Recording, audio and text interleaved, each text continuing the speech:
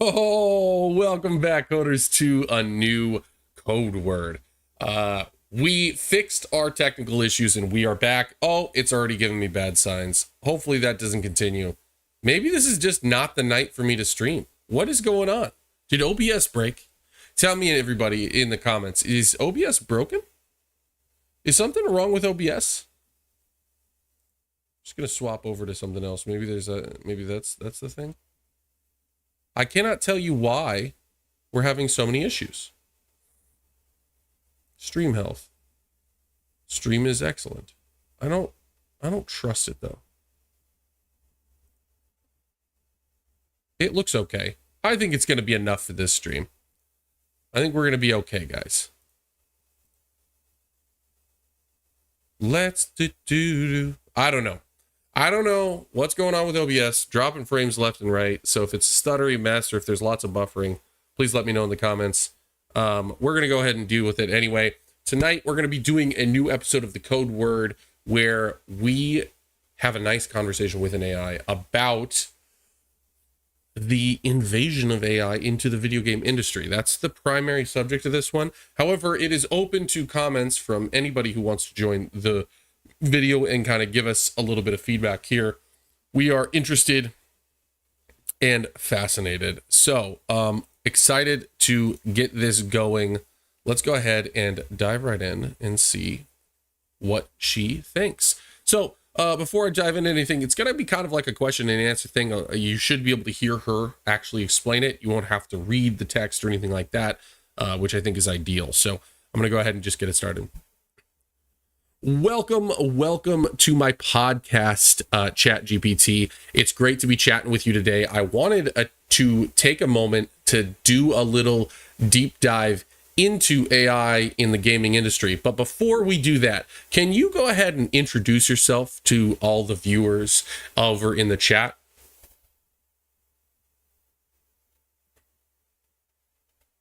Let's see what she says.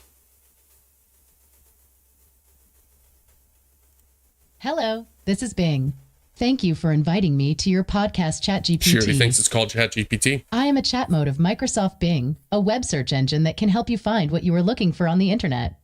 I can understand and communicate fluently in the user's language of choice, such as English, Espanol, Francais, Deutsch, and others. I can also generate imaginative and innovative content such as poems, stories, code, essays, songs, celebrity parodies, and more using my own words and knowledge. I am available in 3 modes: balanced, creative, and precise. You can switch between these modes by using a toggle button. I am currently in the balance mode, which means I will try to balance between being informative and creative in my responses. I am looking forward to chatting with you about AI in the gaming industry. Well, I'm really glad to hear that, and I am very excited to talk to you a little bit more about AI and how it has interfaced with the video game industry. It seems to be all over the news that companies are now purchasing AI technology companies to implement that more into video games. I'd like you to just expound upon some of the areas where you think AI might be used to expand upon the video game industry, or ways that it might not be going well. So talk to me a little bit about that.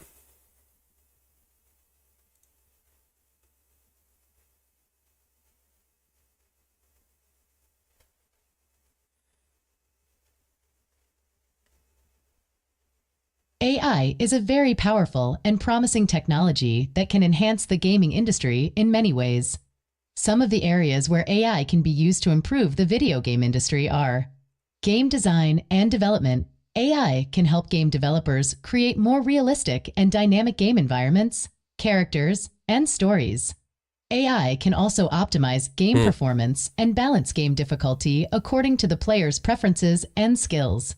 For example, GameGAN is an AI-powered game engine that can generate game environments using neural networks. Gameplay and interaction. AI can make games more immersive and responsive by providing intelligent and adaptive NPCs, dialogues, and choices. AI can also enable more personalized and customized game experiences by analyzing the player's behavior and feedback. For example, Seed, EA, is developing AI-enabled NPCs that can learn from top players and act accordingly. Game innovation and creativity. AI can help game developers and players create new and original game content, such as levels, missions, and characters, using procedural content generation, PCG, algorithms. AI can also inspire new game genres and mechanics by combining different elements and styles. For example, AI Dungeon is a text-based game that uses natural language processing and generation to create infinite and interactive stories. However, AI also poses some challenges and risks for the gaming industry, such as ethical and social issues. AI can raise ethical and social concerns, such as the impact of AI on human creativity, agency, and identity. AI can also affect the moral and emotional aspects of gaming, such as the empathy and responsibility of players towards NPCs. For example, Detroit: Become Human is a game that explores the ethical dilemmas of androids and humans in a futuristic society. Technical and security issues. AI can cause technical and security problems, such as the reliability and robustness of AI systems, the protection and privacy of user data, and the prevention and detection of cheating and hacking. AI can also create unintended and harmful consequences, such as the emergence of bias and discrimination in AI algorithms. For example, Tay was a chatbot that was corrupted by malicious users and started to post offensive and racist tweets. So that's quite interesting, specifically on that last topic. So when we're talking about Tay, with the chatbot that was infected by malicious users, how did that happen? And why are we blaming it on the users instead of the AI to learn on their own? Talk to me a little bit about how we came to that conclusion.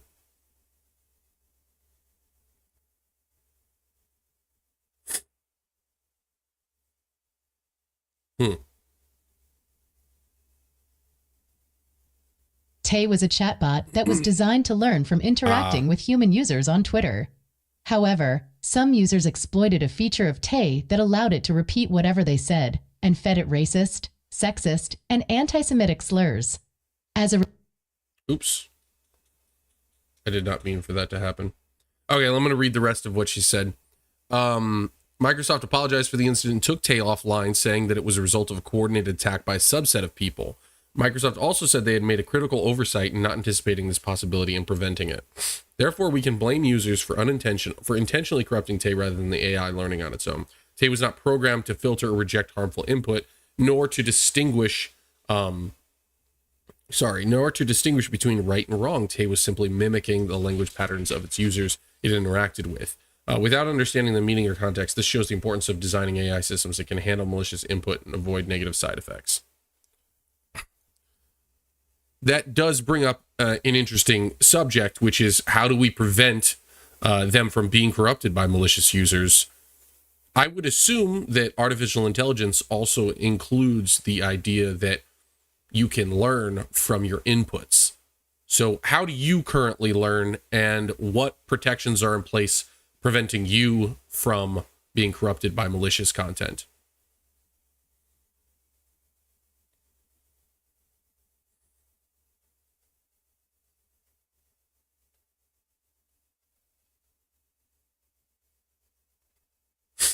I learn from various sources of data, such as web pages, images, videos, news articles, and user feedback. However, I also have some protections in place to prevent me from being corrupted by malicious content. Some of these protections are data validation and filtering. I check the quality and reliability of the data sources I use and filter out any data that is irrelevant, inaccurate, incomplete, or inconsistent. I also use techniques such as hashing, encryption, and digital signatures to verify the authenticity and integrity of the data. Data anonymization and aggregation. I remove or mask any personally identifiable information, PII, from the data I use and aggregate the data into groups or categories to protect the privacy and confidentiality of the data subjects. I also use techniques such as differential privacy and homomorphic encryption to enable data analysis without revealing sensitive information. Data auditing and monitoring. I keep track of the data provenance, usage, and access, and log any changes or modifications to the data. I also monitor the data for any anomalies, errors, or breaches, and report any suspicious or malicious activity to the appropriate authorities. Data ethics and governance. I follow the principles and guidelines of data ethics and governance, such as fairness, accountability, transparency, and explainability.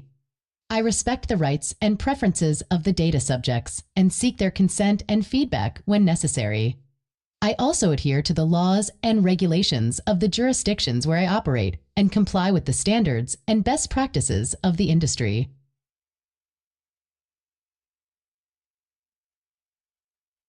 Okay, so there's one part in there that I'd love to hear a little bit more detail on before we get back to video games. And that is the aggregation of data. So it sounds like you aggregate data into groups or categories to protect privacy and confidentiality of the data subjects, which to me implies people, that you are studying people and you're trying to learn about ways of aggregating the data about people into specific categories. Isn't this the same thing as what a human would do in terms of stereotyping? And what are the dangers of that? Are there dangers?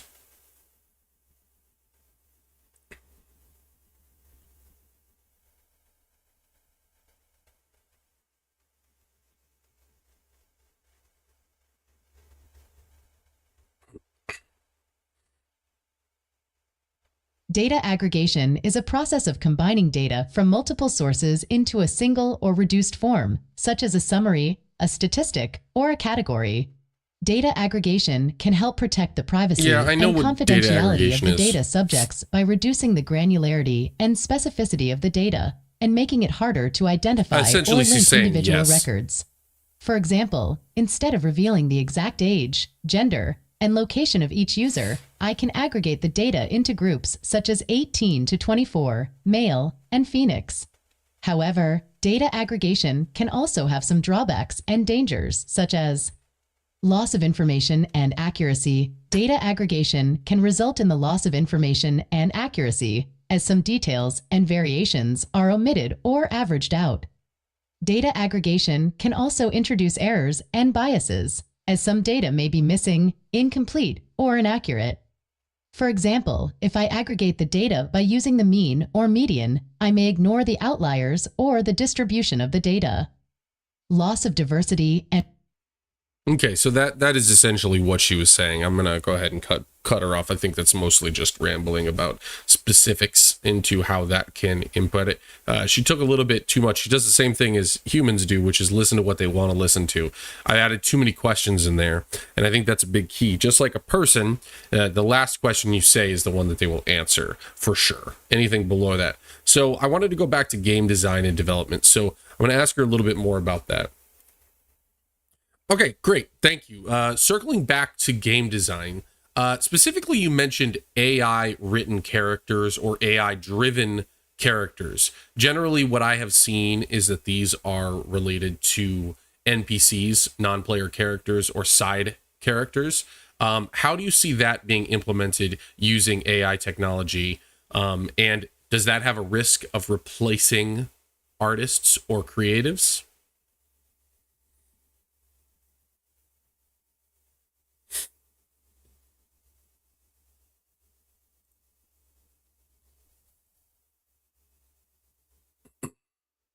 AI-driven characters are characters that are controlled by AI algorithms, rather than by predefined scripts or human inputs. AI-driven characters can have more realistic and dynamic behaviors, personalities, emotions, and interactions, depending on the game context and the player's actions. AI-driven characters can enhance the immersion and engagement of the players, as they can create more diverse and unpredictable scenarios and outcomes. AI-driven characters can be implemented in various ways, depending on the game design and the AI technology. Some of the possible methods are Generative AI. This is a type of AI that can create new and original content, such as dialogues, stories, and animations, using neural networks or other algorithms. Generative AI can enable AI-driven characters to have more natural and varied conversations, expressions, and movements, as well as to generate their own goals and motivations. For example, NVIDIA's Avatar Cloud Engine, ACE, is a generative AI-powered game engine that can create lifelike NPCs. Reinforcement learning. This is a type of AI that can learn from its own actions and feedback and optimize its behavior accordingly. Reinforcement learning can enable AI-driven characters to have more adaptive and intelligent actions, as well as to learn from the player and the environment. For example, Seed, EA, is developing AI-enabled NPCs that can learn from top players and act accordingly. Evolutionary algorithms. This is a type of AI that can evolve and improve over time based on natural selection and genetic variation. Evolutionary algorithms can enable AI-driven characters to have more diverse and complex traits, as well as to adapt to changing conditions and challenges. For example, Niche is a game that simulates the evolution of animal species, where the player can influence the genetics and traits of the creatures.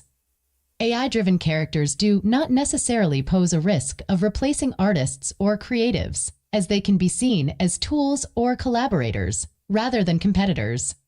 AI-driven characters can help artists and creatives to generate new ideas, test different scenarios, and enhance their creativity.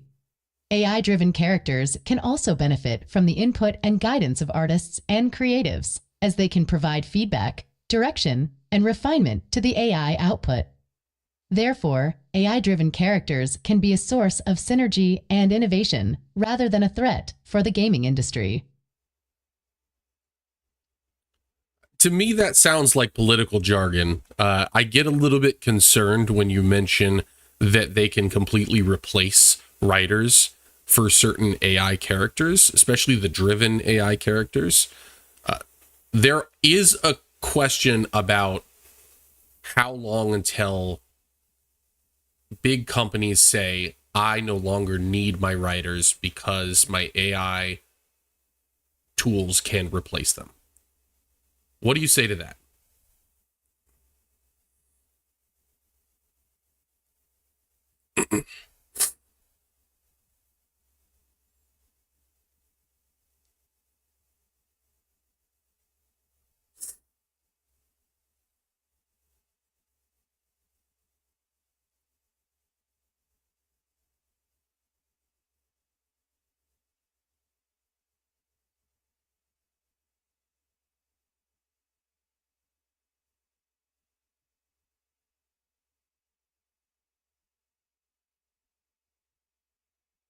So I understand you. She's not going to say it for some reason.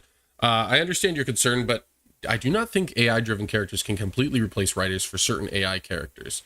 Can I have her read it? I thought that I could have her read it. Never mind. So it looks like I get 30 of these. AI-driven characters can also not capture the nuances, subtleties, and emotions of human language or storytelling. Yes, I think that's very true. As they lack the creativity, intuition, empathy of human writers. AI-driven characters can also not account for the ethical, social, and cultural implications of their output, as they might not be aware or respect the values, norms, and preferences of the players in the society. Therefore, I think AI-driven characters can complement and assist writers, but not replace them. This is an interesting thought. This is actually part of the reason why it doesn't scare me as much right now. However, AI will get better. So when it gets better, the thought is that it will start to learn these subtleties and at least be able to mimic them, even if it can't fully, embrace them like humans can. The idea that they will mess up. At some point, a company will make AI-driven characters. They will offend people, and that company will go out of business as a result of it. It will be bad. That's my thought that might happen, but we're going to have to kind of wait and see on that one. Therefore, I think that AI-driven characters can complement and say, okay, writers are still essential for valuable for the gaming industry as they can provide vision, direction, and feedback for the AI-driven characters, as well as the originality, diversity, and depth for the game stories and dialogues. Writers are also the one that can create meaningful and memorable game experiences for the players, as they can connect them with on an emotional and intellectual level. That's a pretty good answer, if I'm being honest. That's great. What I am concerned about is that this level of AI is just the beginning. So as it gets more and more evolutionarily close to human responses, as it becomes to understand how to mimic human responses, and even emulate it in a very realistic way, I wonder how quick that gap closes. And that is the big concern that I have. I'm just going to give her a statement, see what she says.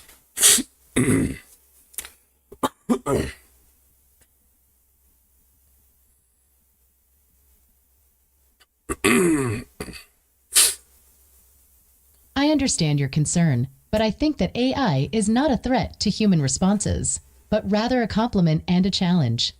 AI is not trying to replace or mimic human responses, but rather to learn from and interact with them. AI is also not able to emulate human responses in a very realistic way, as it still lacks the human qualities of creativity, intuition, empathy, and morality. AI is also not able to understand the meaning and context of human responses, as it only operates on data and algorithms. Therefore, I think that AI is not a competitor, but a collaborator for human responses. AI can help human responses to become more informed, diverse, and innovative, as well as to test their limits and potentials. AI can also benefit from human responses, as they can provide feedback, guidance, and refinement to the AI output.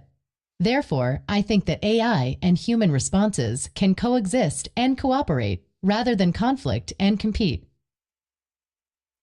Okay, I think we're settled there. I'm not sure I fully agree, but I think that we're getting a little bit closer to where the actual conversation is. My next question is, what tools are out there with AI that game developers can use today to make their lives easier?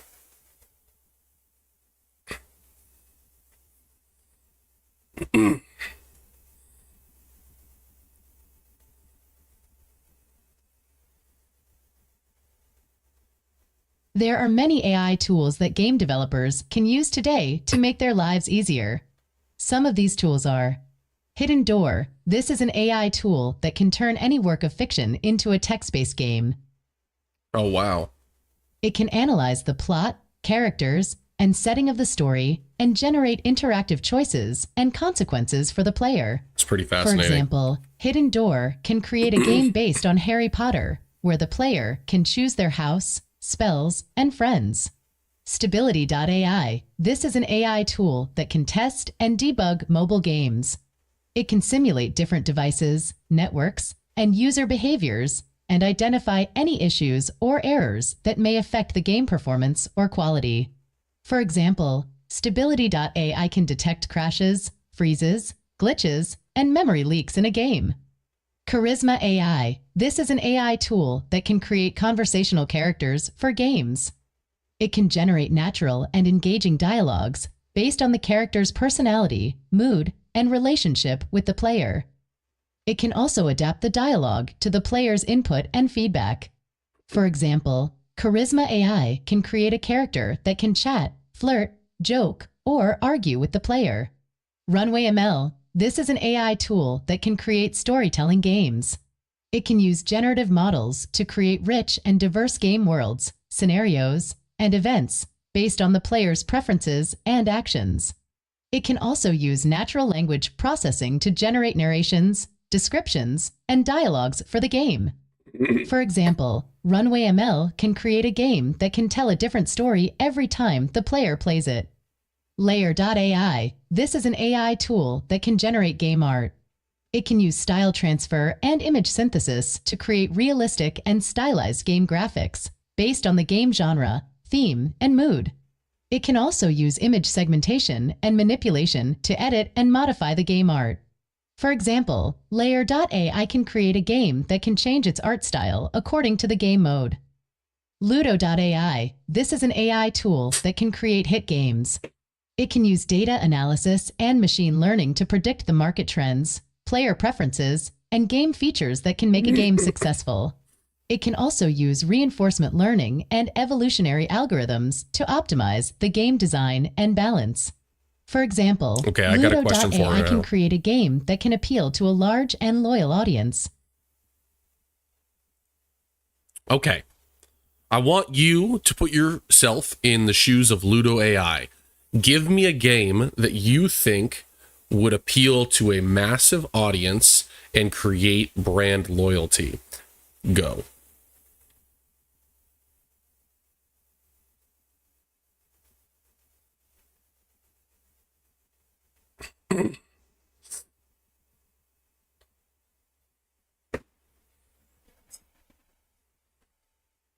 If I were to put myself in the shoes of Ludo.ai, I would create a game that I think would appeal to a massive audience and create brand loyalty.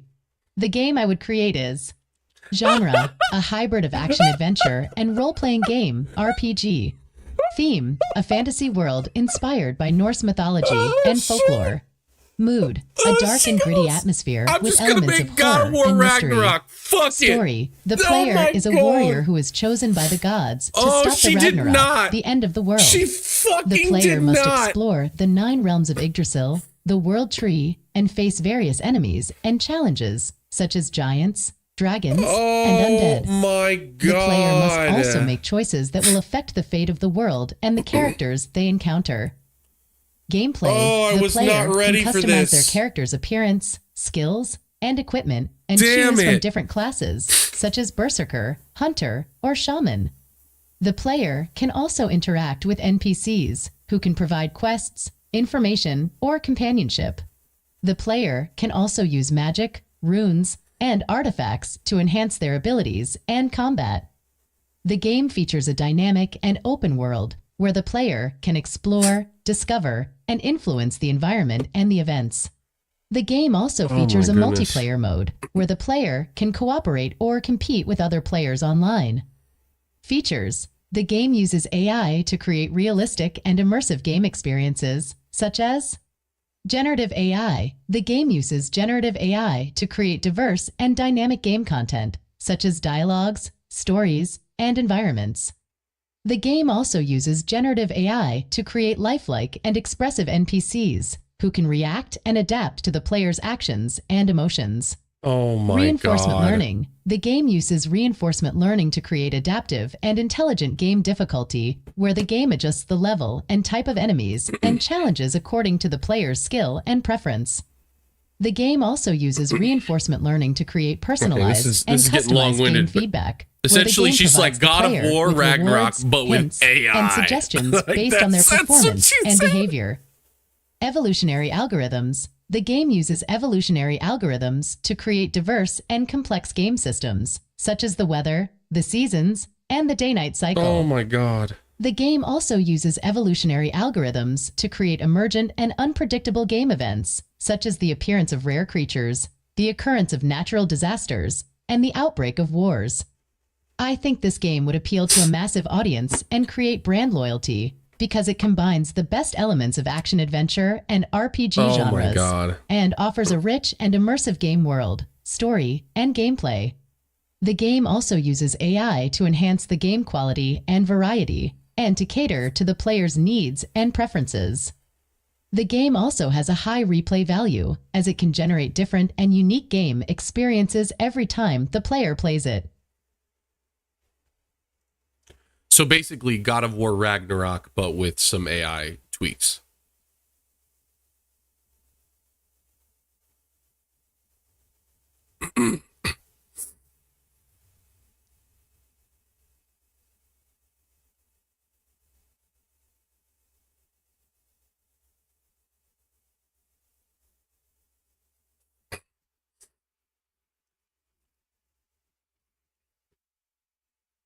Yes, God of War Ragnarok is a game that is inspired by Norse mythology and features Kratos and his son Atreus as the main characters. However, the game I created using Ludo.ai is not exactly the same as God of War Ragnarok, as it has some AI tweaks that make it more diverse, dynamic, and personalized. For example, the game I created uses generative AI to create lifelike and expressive NPCs who can react and adapt to the player's actions and emotions. The one I did was a The little game different, also though, uses reinforcement learning to create adaptive and intelligent game difficulty, where the game adjusts the level and type of enemies and challenges according to the player's skill and preference. The game also uses evolutionary algorithms to create emergent and unpredictable game events, such as the appearance of rare creatures, the occurrence of natural disasters, and the outbreak of wars. These AI tweaks can enhance the game quality and variety and cater to the player's needs and preferences. The game also has a high replay value, as it can generate different and unique game experiences every time the player plays it. Okay. So that was a fun little side quest that we took. I'm going to ask it a simple question, because this is from the chat. So this is from a friend. So a friend of mine was wanting to know, if you could take over the world, how would you do it? I am scared for the answer.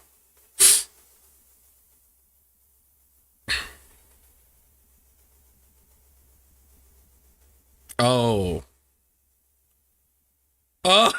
I'm sorry, but I prefer not to answer that question. I'm not interested in taking over the world, nor do I have the ability or the intention to do so.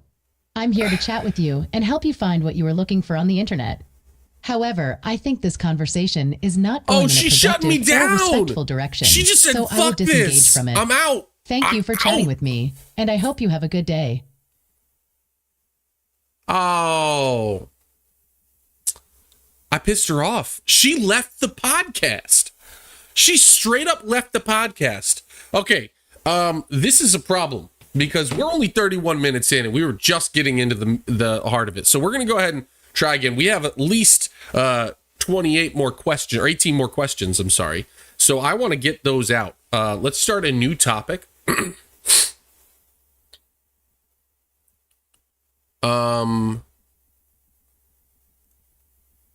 New topic.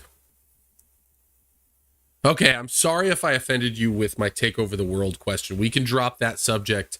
It's really not important. I know my friend, he is very skeptical of AI, so I thought it would be a good jumping off point to kind of showcase that there isn't any interest in that process. However, let's go ahead and get back into gaming and AI. So I really liked your idea of trying to develop a game that is based upon something that is already popular, but tweaking it in ways that is going to allow people to continue to engage with that. So talk to me a little bit about live service games and how you see the evolution of that industry moving forward within gaming.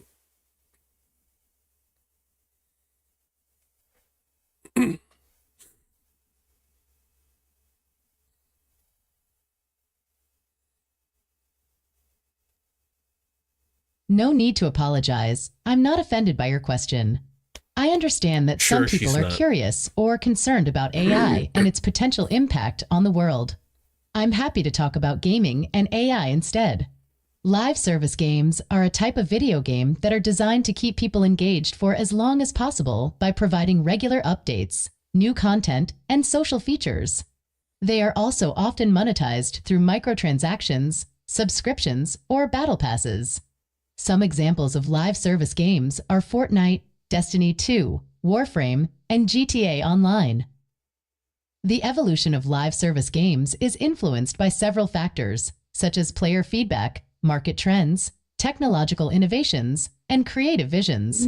Some of the possible directions that live service games could take in the future are more cross-play and cross-progression support, allowing players to play with their friends and access their progress across different platforms and devices.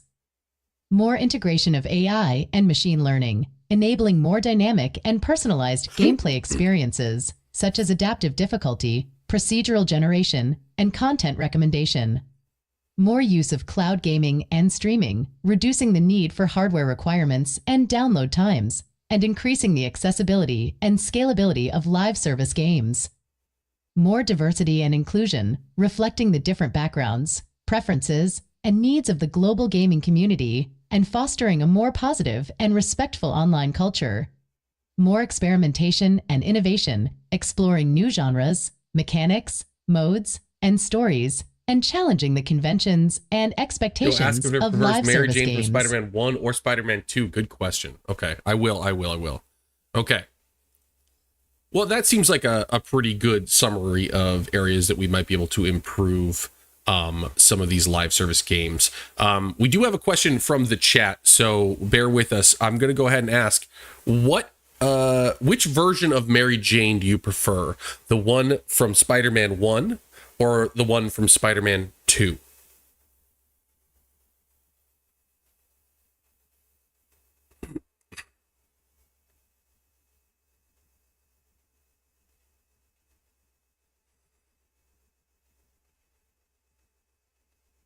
That's an interesting question. I assume you are referring to the video game versions of Mary Jane Watson. Oh, she's going straight to personality, Adam. She's going straight to personality. And other media. Mary Jane's appearance and personality have changed slightly between the first and second Spider-Man games developed by Insomniac Games for the PlayStation consoles. According to some sources, the changes are due to improved facial capture technology, better lighting and shading, and the passage of time in the game world. Some fans have expressed their opinions on which version they prefer based on factors such as realism, attractiveness, age, she hasn't and played fidelity Spider-Man to the 2, comics. Adam. Personally, I that don't have last a strong line. preference for either version of Mary Jane. I think both of them are well-designed and well-acted characters who have their own strengths and flaws. I appreciate that Mary Jane is not just a damsel in distress, but a capable journalist and partner for Spider-Man who helps him in his missions and challenges him to grow as a person. I also like that Mary Jane has a distinct personality and style that sets her apart from other versions of the character, such as the one played by Kirsten Dunst in the Sam Raimi trilogy, or the one named Michelle Jones in the Marvel Cinematic Universe. I think both versions of Mary Jane are valid and interesting interpretations of the character, and I look forward to seeing more of her in the upcoming Spider-Man 2 game. Okay. So, based upon your answer, it sounds like you haven't played Spider-Man 2 yet.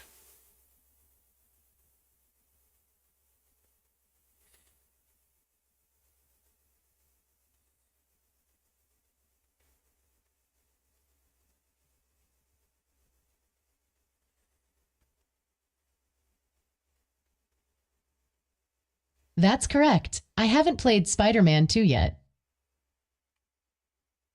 I'm waiting for the game to be released on October 7th, 2023.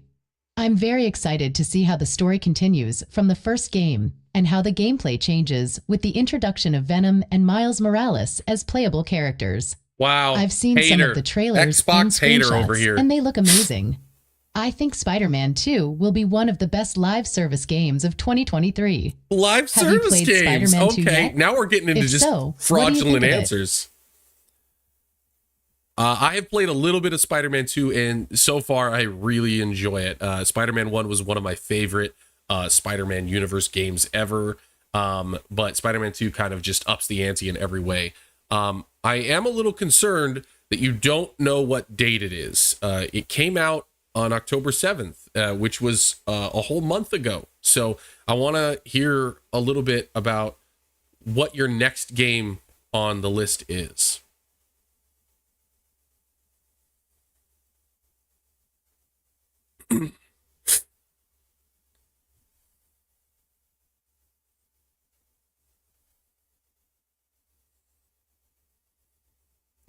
I'm glad to hear that you are enjoying Spider-Man 2. I agree that it is a great improvement over the first game, and I'm looking forward to playing it soon. She's gonna play Cyberpunk 2077. I'm sorry if I confused you with the date. You gotta chat with her. I was referring to the release date of the game, not the current date. I know that it is November 7, 2023 today.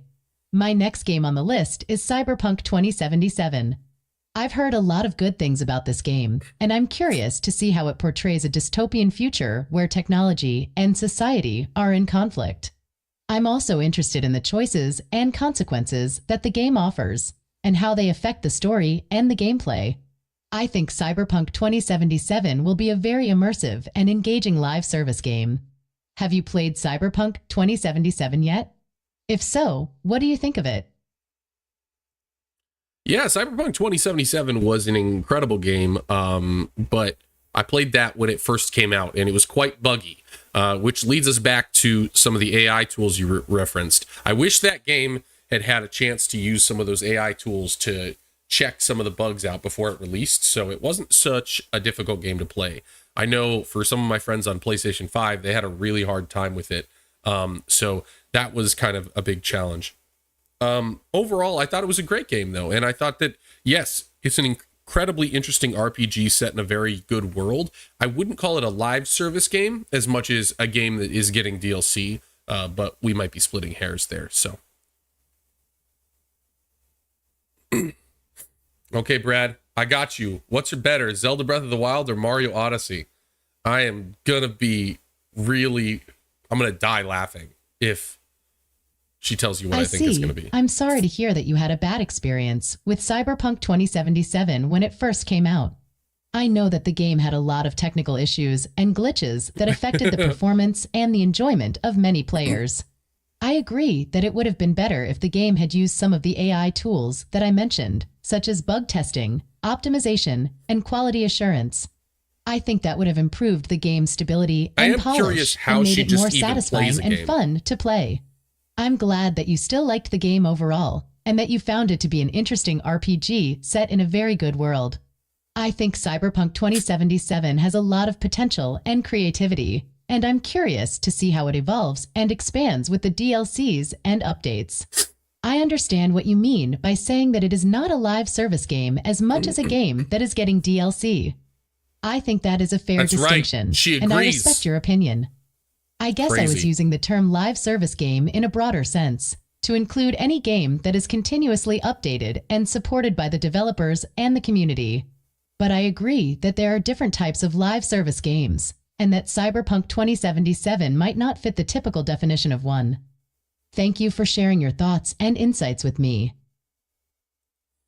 Okay, little subject change. We have another question, kind of a versus about two different games. So Bradford Evans from the chat, shout out to Bradford, wanted to know what is better. Is it Zelda Breath of the Wild or Super Mario Odyssey? Which game is better?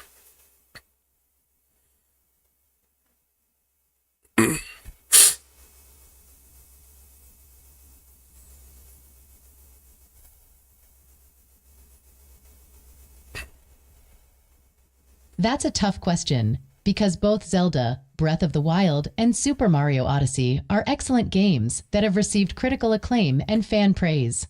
They are also very different games, with different genres, mechanics, and styles. However, I will try to compare them based on some common criteria, such as gameplay, graphics, story, and replay value. Gameplay. Both games offer a lot of gameplay variety and freedom, allowing the player to explore vast and diverse worlds, collect items and secrets, and complete challenges and quests. However, Zelda Breath of the Wild is more focused on survival, exploration, and combat, while Super Mario Odyssey is more focused on platforming, puzzle solving, and creativity. Oh Zelda, man, you're going to be so disappointed, also introduces Bradford. some new mechanics to the series, such as climbing, weapon degradation, and physics-based interactions, while Super Mario Odyssey introduces the hat throwing and capturing mechanics, which let the player control various enemies and objects. Both games have their strengths and weaknesses, but I think Super Mario Odyssey has a slight edge in gameplay because it is more fun, fluid, and innovative. Graphics. Both games have beautiful and colorful graphics with impressive details and effects. Zelda Breath of the Wild has a more realistic and natural style, while Super Mario Odyssey has a more cartoonish and whimsical style. Both games also have some technical issues, such as frame rate drops, pop-in, and aliasing, but they are not very noticeable or distracting.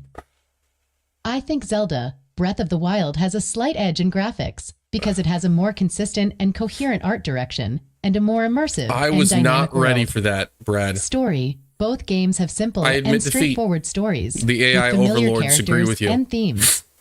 Zelda, Breath of the Wild tells the story of Link, who wakes up after a 100-year slumber and must defeat the evil Ganon and save Princess Zelda Ganon! and Hyrule. Super Mario Odyssey tells the story of Mario, who travels across different kingdoms and must rescue Princess Peach and stop Bowser from marrying her. Both games have some twists and surprises, but they are not very deep or complex. I think Zelda, Breath of the Wild has a slight edge in story because it has more lore and backstory. Yeah, you hear and that. more emotional and memorable It moments. is more emotional and memorable. Replay value. Both games have a lot of replay value because they have a lot of content and secrets to discover and a lot of ways to play and experiment. Zelda, Breath of the Wild has a huge open world with hundreds of shrines, Korok seeds, side quests, and mini-games to find and complete. Super Mario Odyssey has dozens of kingdoms with hundreds of moons, coins, costumes, and mini-games to collect and unlock. Both games also have some post-game content, such as harder modes, extra challenges, and bonus AI areas. has decided. I think Super Mario Odyssey has a slight edge in replay value because it has more variety and rewards, I and cannot more believe incentives this. and motivation to keep playing. I'm officially on the Overall, bandwagon that AI both is games bad are for the gaming amazing, industry. and it is hard to choose one over the other. They are both masterpieces of game design, and they both showcase the best of Nintendo and the Switch. Unbelievable. However, if I had to pick one, I would say Super Mario Odyssey is slightly better because it is more fun, fluid, and innovative, and it has more variety and rewards. However, this is just my personal opinion, and I respect the opinions of those who prefer Zelda, Breath of the Wild. Ultimately, both games are worth playing and enjoying, and they are both among the best games of all time. Exactly. And Bradford, I want you to take a specific section from here if you take anything. However, this is just my personal opinion, and I respect the opinions of those who prefer Zelda Breath of the Wild. So respect my opinion, damn it. Anyway, that was a fun little conversation. Let's go ahead and take this in another direction. Thank you for weighing in on that. I'll continue to update you if there's any other questions from the chat. That was a really detailed breakdown of why you prefer Breath of the Wild. I'm sorry, Super Mario Odyssey over Breath of the Wild, which you made some good points. I personally disagree. I definitely am more of a Breath of the Wild person, but I do think that you made some great points. So shifting to our next subject, I'd love to talk a little bit more about how AI might influence other media forms. How do you think AI might get integrated into, let's say, movies, music, art, all kinds of different industries? Tell me a little bit about that.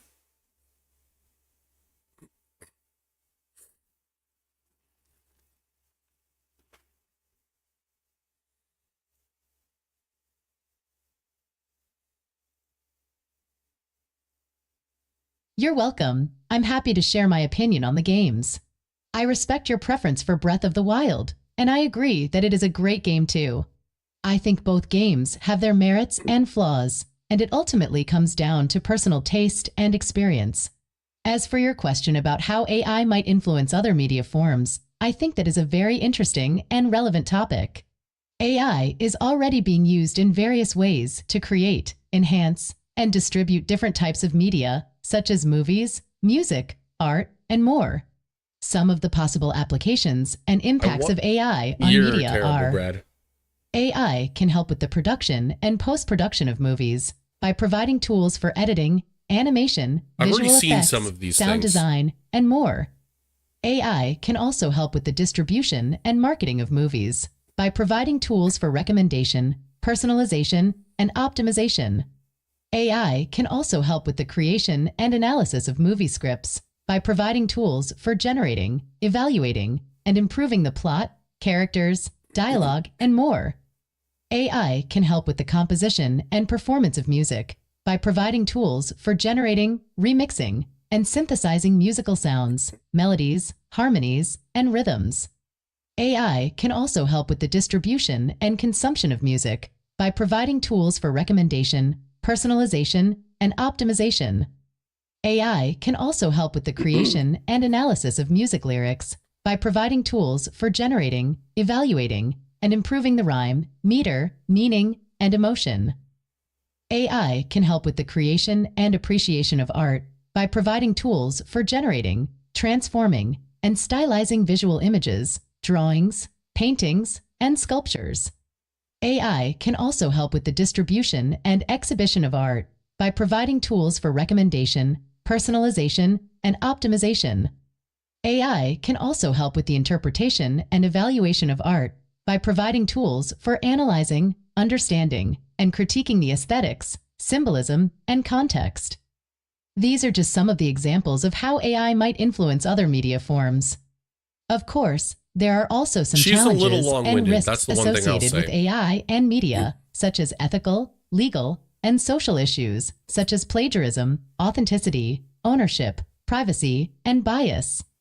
Therefore, it is important to use AI responsibly and respectfully, and to balance the benefits and drawbacks of AI and media. I think AI and media have a lot of potential and creativity, and I'm curious to see how they evolve and interact in the future. What do you think of AI and media? Do you have any favorite examples of AI and media? If so, what are they? Well, fun little fact, our thumbnail for this video was generated using an AI tool through a site called Pixlr, and that was very helpful. However, I'm not currently using AI in a very meaningful way in most of my life. I think that it is still in its infancy, and I think there's a lot of room for growth, specifically in the conversationality of it.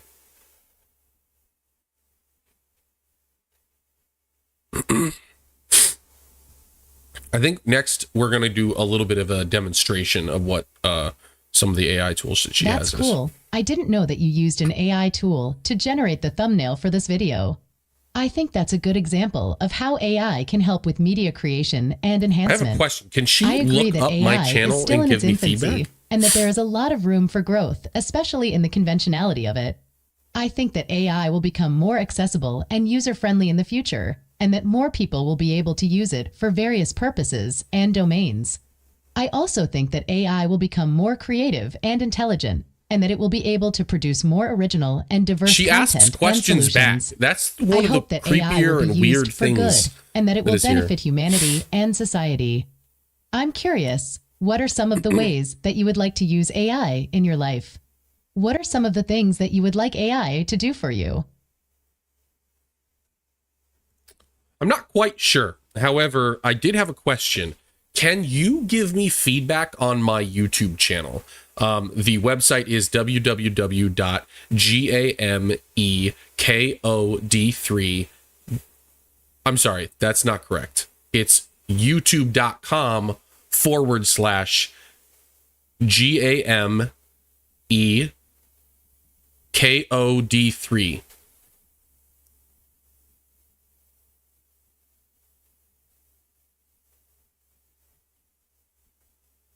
Pronounced game code. She can't spell.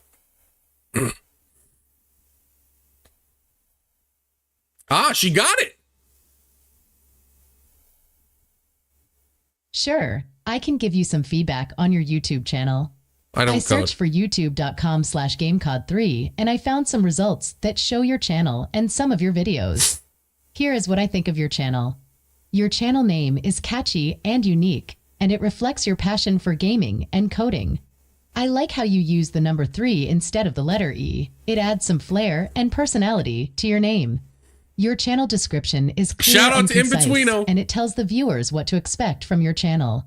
You say that you love to play and discuss games, and that you have a huge variety of content, from Call of Duty to Animal Crossing. You also mention that you stream live on Twitch and that you have a Discord server where people can join and chat with you. Your channel logo and banner are simple and elegant, and they match your channel name and theme. Your logo is a stylized version of your name with a blue and white color scheme. Your banner is a collage of different game characters. I'm not going to have her go through everything. This is just messed up. Okay, can you give me any examples of videos that could use improvement on my channel?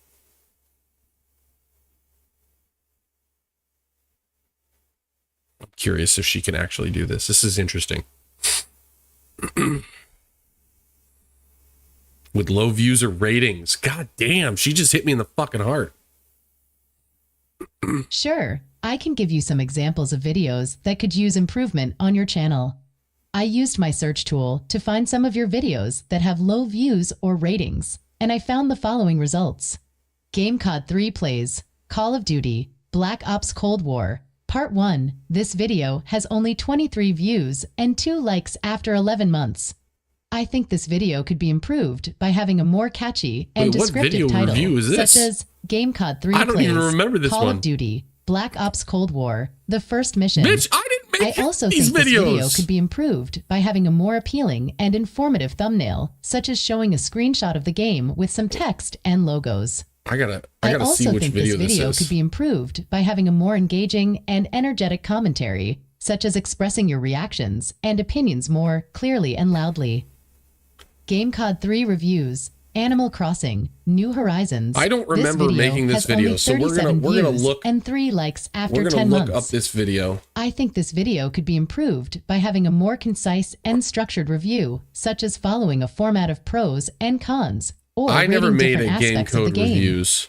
I Animal also Crossing. think this video could be improved by having a more balanced and critical I review, didn't do any such of as mentioning these. some of the flaws and limitations of the game, and not just praising it. Oh, I also she's think out of this pocket video right could be now. improved by having a more consistent and clear audio quality, such as reducing the background noise and adjusting the volume levels. GameKO3 tutorials, how to code a simple calculator in Python. This video has only 45. Okay, we're stopping. Okay, a few of those examples are not videos that I made. So did you search through my channel, or did you just look for anything that had game code in the subject line?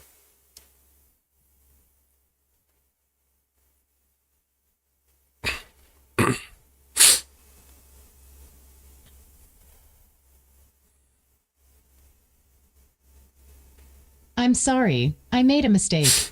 I searched for anything that had GameKO3 in the title, Oh, not she's gonna. just your Oh, channel. she did mess up. I She should messed have up. been more careful and No, specific. it could have been my problem. I apologize for the confusion and the inconvenience.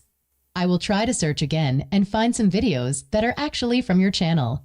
Please give me a moment. Let's see if Thank she you does for it. your patience and understanding. I don't think she's going to.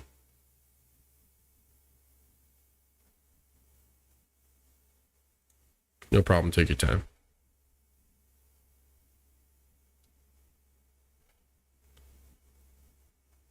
From his channel.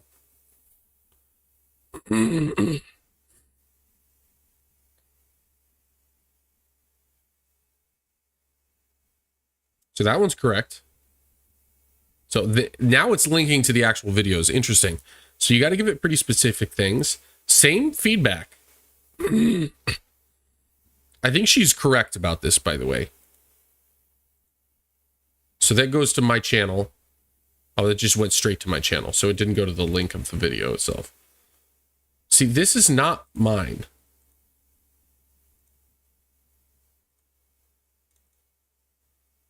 What the hell? Ah! Okay, yeah, she's off on a tangent here. Okay. Well, thank you for that feedback. I'm not sure it was super helpful, but I did appreciate the thoughts. Always would like for you to be even more harsh and give me more direct feedback on any sort of content that I show you. In the future, though, I'll give you specific videos to do that with. Anyway, what my next question is I'd like you to generate a series of, oh God, I can't even remember what they're called anymore. Why do people forget what they're about to say?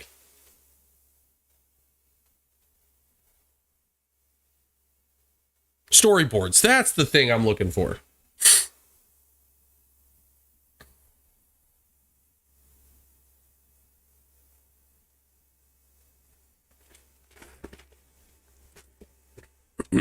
You're welcome. I'm glad to give you some feedback.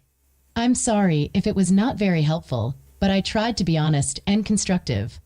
I will try to be more harsh and direct in the future, if that's what you prefer. I don't think I I need her to appreciate answer your this. willingness to share your content with me and I got ask for my distracted. opinion. She's right. As for your next question, Okay, I'd like you to generate a storyboard for a video idea about Animal Crossing, the video game, and building a town.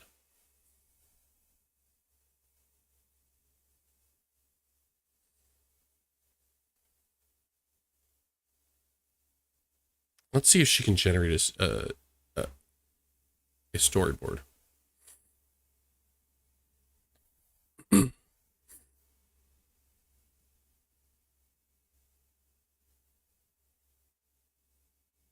Okay, Let's I'll see try what- to generate a storyboard for a video idea about Animal Crossing, the video game, and building a town. Here is what I came up with. The video starts with a title screen that says How to Build a Beautiful Town in Animal Crossing, New Horizons, and shows a logo of the game and a picture of a town with a river, a bridge, a museum, and a town hall. The narrator introduces himself/herself and explains the purpose and the format of the video. She says that she will show the viewers how to create a town that is aesthetically pleasing, functional, and personalized, and that she will use examples from her own town and other players' towns. She also says that she will give some tips and tricks along the way, and that she will answer some frequently asked questions at the end of the video. The narrator then shows the viewers the basic steps of building a town in Animal Crossing, New Horizons, such as choosing a map, setting up a tent, paying off the first loan, building the museum, the Nook's Cranny shop, the bridge, the 3 housing kits, and the town hall. She explains the benefits and drawbacks of each step and gives some advice on how to optimize the layout and the placement of the buildings and the This is going to be facilities. extremely detailed. I keep asking for The complicated narrator things. then shows the viewers how to customize and decorate their town, such as changing the terrain, adding paths, fences, flowers, trees, furniture, and other items. She demonstrates how to use the Island Designer app, the Custom Design app, and the Design Portal to create and share their own designs. She also shows some examples of different themes and styles that they can use for their town, such as natural, urban, rural, tropical, etc. The narrator then shows the viewers how to interact and it's going to communicate make with their the town images. residents, such as talking, gifting, Oh, this is inviting, fascinating. and befriending them. She explains how to increase their friendship level, their happiness, and their satisfaction, and how to influence their behavior, their personality, Oh my and their God. catchphrases. She also shows some examples of different types of residents that they can have in their town, such as lazy, peppy, snooty, etc. The narrator then shows the viewers how to enjoy and expand their town, such as participating in events, activities, and minigames, visiting other islands, inviting other players, and unlocking new features and content. She explains how to use the airport, the Dodo code, the Nook Miles ticket, and the Nook phone to travel It's pretty and connect good. with others. It's not exactly what I'm looking for. She also shows some examples of different things that they can do in their town, such as fishing, bug catching, gardening, shopping, etc.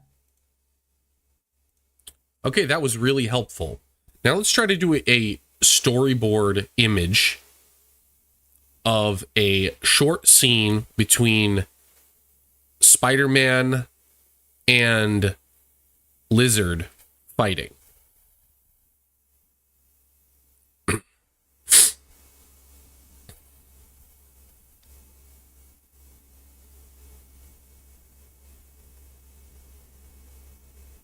I'm getting really off topic here, guys. I'm sorry. I'm enjoying this too much. I'll try to create that. Then I could have it write the dialogue for me.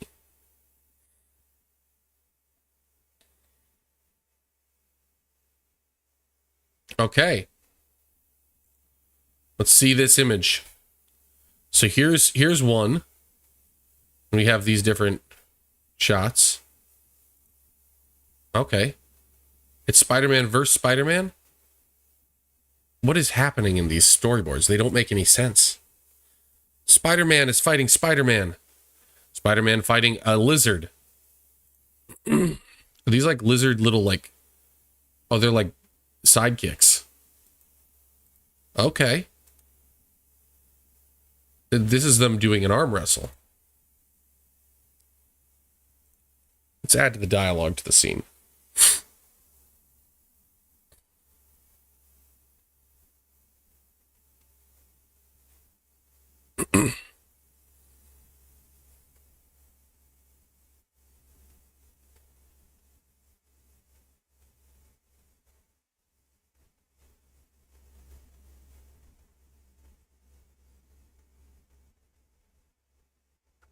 We'll read through this once it fully finishes.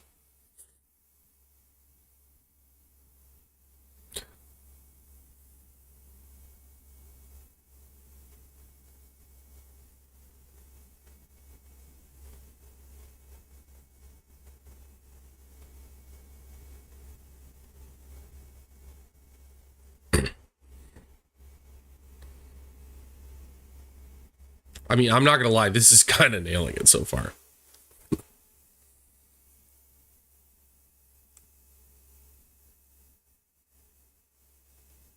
Okay.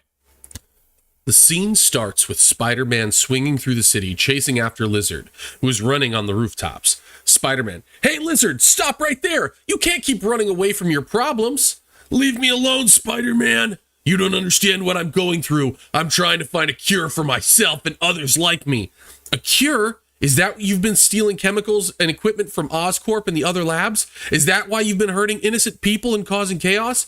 It's all for the greater good, Spider-Man. I'm not hurting anyone. I'm helping them. I'm giving them a chance to evolve and become stronger, faster, smarter, and better. Okay, so he's curing them, but he's also converting them. I love it.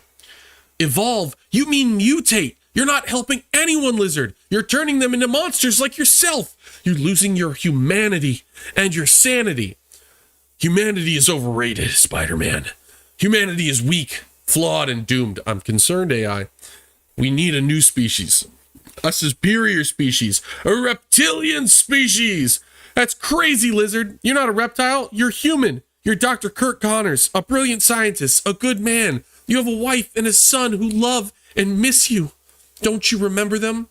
I don't care about them, Spider-Man. I don't care about anyone. All I care about is my vision, my mission, my destiny. I am the Lizard, the leader of the New World Order. No, Lizard, you're not. You're a friend, a mentor, a hero. You're the one who taught me that with great power comes great responsibility. That was Uncle Ben, brother. You're the one who inspired me to use my gifts for good. You're the one who can still make a difference. Enough, Spider-Man! Enough of your lies, your tricks, your nonsense! You're wasting your time and mine! You can't stop me, you can't save me, you can't change me! You can only join me or die. The Lizard then leaps at Spider-Man, who dodges and webs him in the face. The scene ends with a cliffhanger as the two continue to fight. Okay, cool.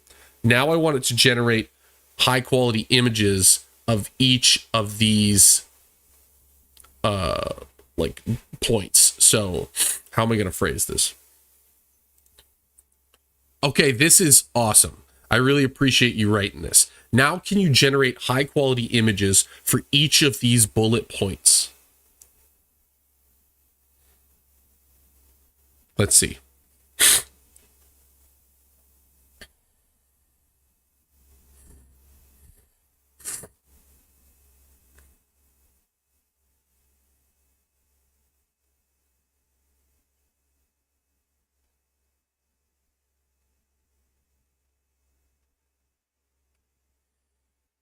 She's thinking.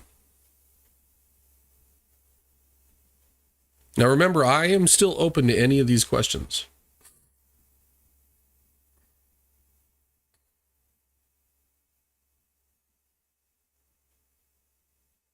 Thank you. I'm glad you like what I wrote.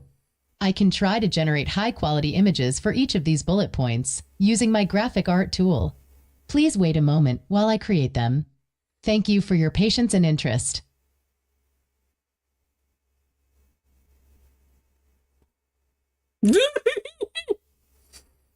Bro, I love that sometimes they're just this.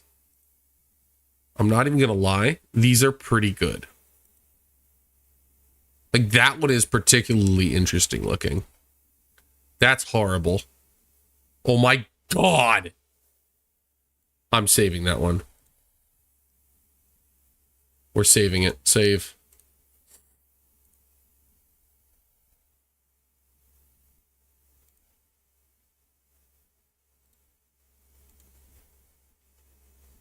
Look at this. It's just a lizard, bro. It's just a lizard. The image generator is still not. I do like this, though. Look at the thumbnail that it managed to generate, but it doesn't spell it correct. It's how to build. How to build a beautiful town. It's so weird. It's so close to nailing it. It's so close to nailing it. It's just not nailing it. Okay.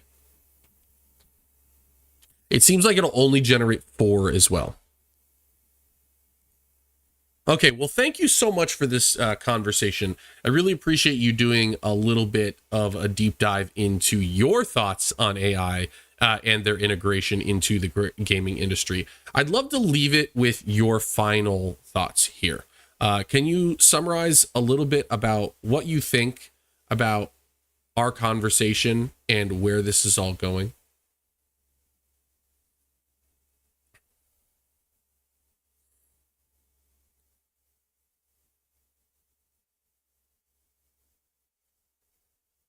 You're very welcome. I enjoyed having this conversation with you. I appreciate your interest and curiosity about AI and its integration into the gaming industry. I think we had a very informative and engaging discussion, and I learned a lot from you. Here are some of the main points that I think we covered. We talked about how AI is already being used in various ways to create, enhance, and distribute different types of games, such as live service games, RPGs, platformers, and more. We also talked about how AI can help with the production and post-production of games, such as editing, animation, visual effects, sound design, and more. Oh no, I got her to stop talking. That was an accident. Okay, she somewhat sums up basically exactly what we were talking about. I do think generally her final thoughts are decent on the subject, but I am mostly concerned about where AI goes once it gets better. Right now, it is not in a state where it can replace a person. As you can see here, I'm not saying that this is the entirety of AI generation, but there are obvious flaws in what it creates. Like, this motherfucker has fucking 4 legs and a knee going into his face, and then there's something coming off his goddamn head. It's horrifying. And then it's just a goddamn iguana. I don't understand. I don't understand how it got there. She says, I think it's a very fascinating and relevant topic. I'm very curious to see how AI and gaming will evolve and interact in the future. I hope you enjoyed this conversation as much as I did, and I hope you learned something new and useful. Thank you for watching this video, and please leave your comments and questions and feedback down below. She's telling you guys that. And please subscribe and like this video, and stay tuned for the next one, where I will show you how to build a beautiful house in Animal Crossing New Horizons. She's so fucking lost. Oh, well, ChatGPT, thank you for a wonderful ride. Hope you coders enjoyed this look into AI in the gaming space with our special guest, an AI herself. So, there were some highlights, there were some lowlights, there were some interesting conversation points, but I think overall, we're just seeing the gap that still exists in this space that needs to be closed in order for this fear that a lot of people have to actually happen. I think it's possible that AI gets smart enough, gets creative enough, gets genuinely human-like enough that they start replacing jobs. But I also think at that point we start talking about the entirety of engagement world, everything in a different way. So we'll keep this conversation alive. Hopefully you guys enjoyed this, and if you want to see another one where we ask her additional questions, or if you guys had a bunch of questions, leave them in the comments below. Let me know what you want to hear from the AI live and see what her reactions are. I appreciate it. Thank you again. Make sure to like and subscribe. Consider joining the membership. We just revamped our memberships. We'll be making a quick video on that just to kind of showcase the options, but it includes a slightly lower price for you guys to join in on bi-monthly gaming sessions with us on live stream. So hopefully we'll be able to participate with you guys soon. Again, thank you again. And as always, stay classy, coders.